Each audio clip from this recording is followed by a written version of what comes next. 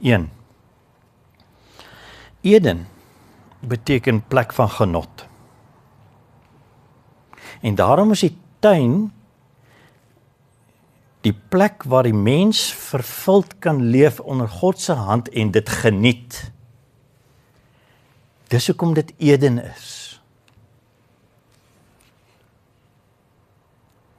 Tweedens, die tuin is 'n plek van volledige veiligheid en voorsiening met die boom van die lewe en die boom van die kennis van onderskeid.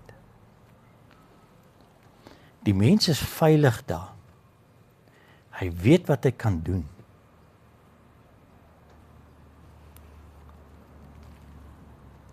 En ons moet onsself die vraag afvra.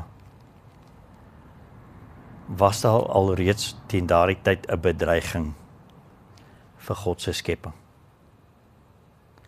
Die antwoord gaan kom.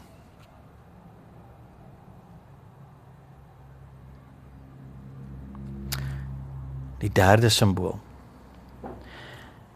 Vers 15. Die Here het die mens geneem en hom in die tuin van Eden geplaas om dit te bewerk en op te pas.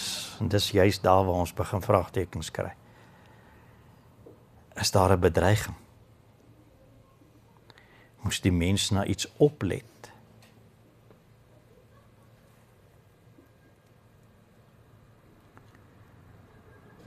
Hierdie bewerking en oppas kan ons ook lees as aanbid en gehoorsaam, dieselfde woorde.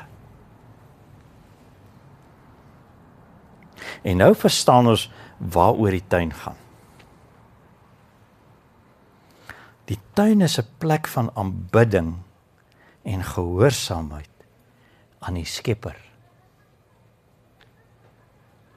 deur sy verteenwoordiger.